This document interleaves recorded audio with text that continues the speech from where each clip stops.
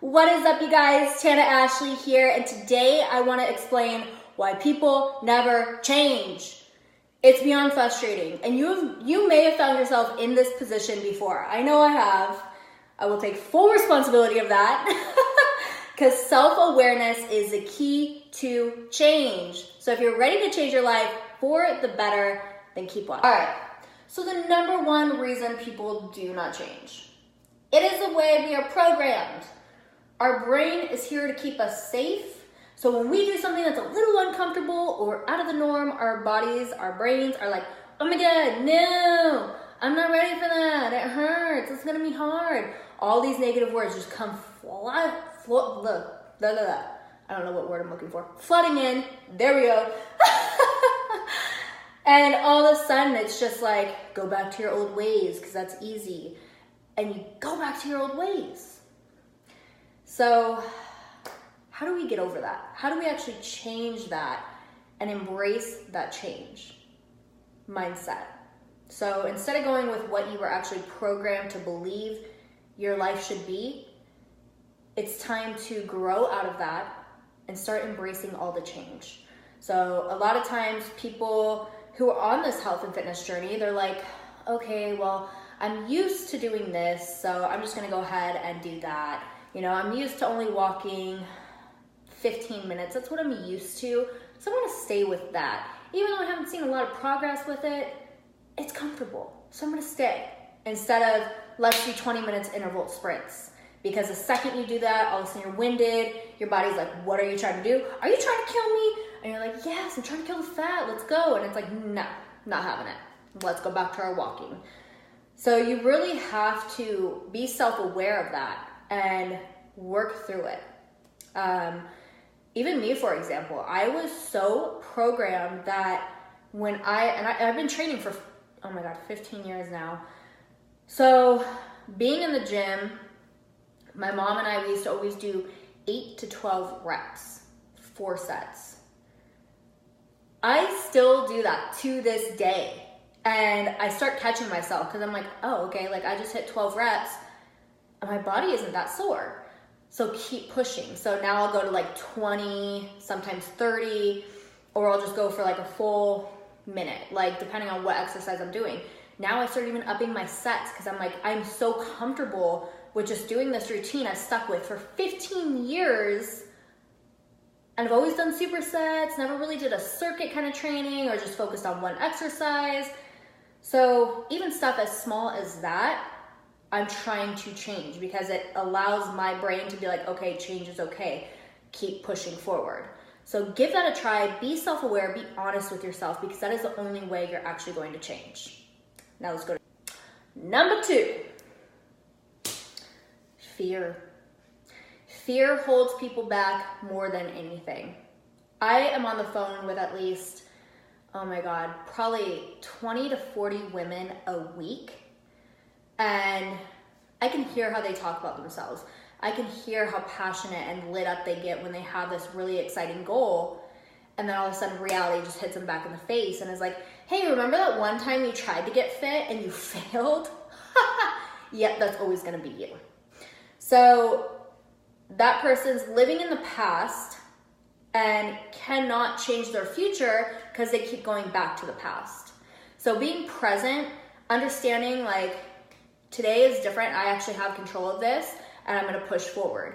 It's okay if I have a few cheat meals. It's okay if I drink a little bit. It's okay if I live life and actually enjoy my life without being on a crazy diet, doing crazy exercises. I can still progress this way.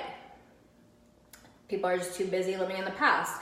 And they always think, okay, when I wanna get fit, they always think back to, okay, when I was in high school, I was training in track, swim, and I don't know what other sports are in high school. I barely finished it, so. So all these like former athletes, and they have this mindset of like, that's what it takes to be in shape? Oh, like I just rather be fat and feel like shit about myself, honestly. And then a lot of women will also go back to, okay, well, when I was fit, it was before my kid, and then I had all this time to exercise. I was in the gym for 2 hours a day, low carbs, and just this miserable mindset about the gym or being fit or being healthy. And in order to actually break past that and see different results, you really have to focus on the future instead of reflecting to the past. Be present, own who you are today, and then create your future, because you do have the power to change. It takes some time, it takes a lot of mindset work, but you can do it, okay? I used to have my limiting beliefs, and the second I broke through them, my entire life changed.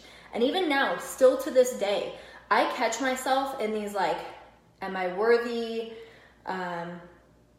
confidence issues, a lot of issues that actually hold me back from the life I desire. Like, I want to impact more people's lives, but then I sit there, I'm like, well, who am I to do that? Even though I've been into fitness for the last 15 years, I've trained people for the past 10 years. I get certified every 6 months. Like, I do more than the average trainer. We only have to be certified every 2 years. And I just make sure, like, and then we have our continuing education ship for like once a year. And I'm like, no, like, I am committed to take 2 courses every single year with my health and my fitness. And then on top of that, self-help books and behavior change stuff, so that way I can actually impact lives on a deeper level. But then when it's time to actually take action, I'm like, oh, you know what? Like, what if I can't? So I still struggle with this, and it's always a mental battle. And that's even why, like, lately, I haven't been putting out as much content, because I've questioned myself. Like, okay, now I'm going into this whole different side of my business where it's more focused on mindset. There we go. So I sit there and I'm like, how are people going to look at me when all I do is talk about mindset and being positive? Are they going to hate me? Are they going to judge me?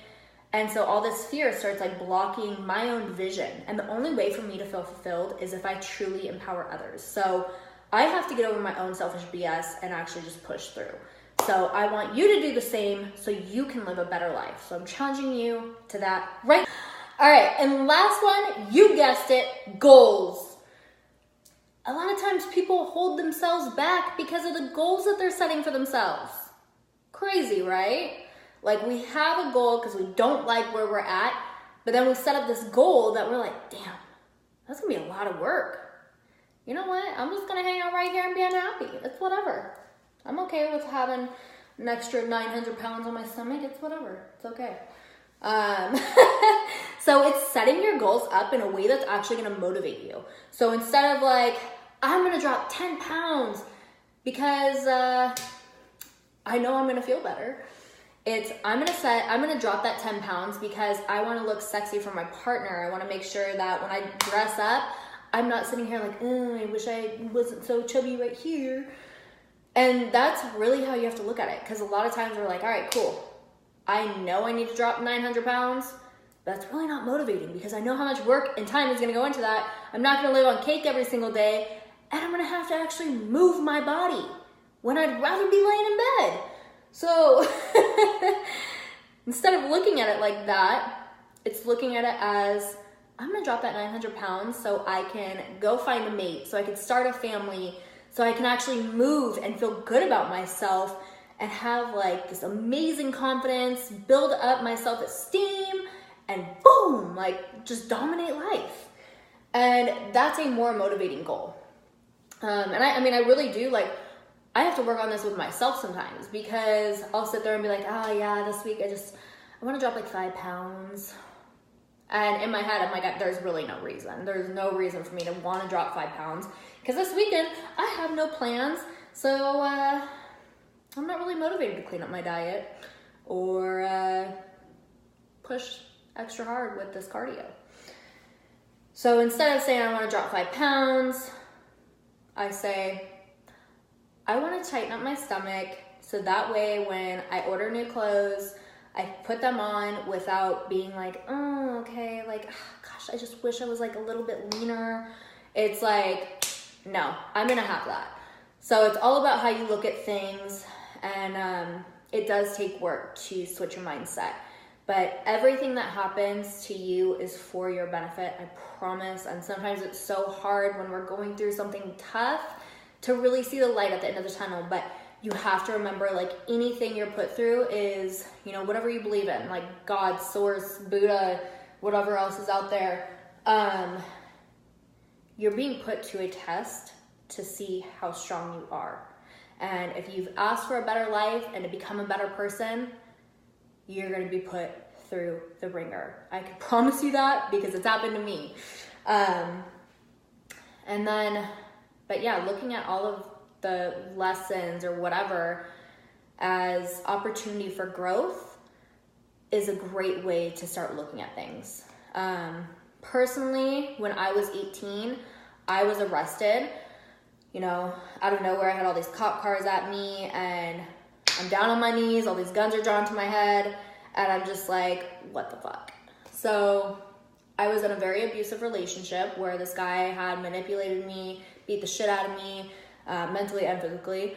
So in that moment, it was like, okay, now here I am, freshly 18, and I have a choice with my life. I can continue in abusive relationships that are going to put me in harm's way, or I'm going to stand in my true power and see what the fuck God has planned for me. And that's exactly what I did. I was like, there's a reason I'm put through this right now. And, you know, even in that moment, I mean, I was dead ass broke, like 18, had to figure out how I was going to pay a lawyer, keep my ass out of jail, and better my life.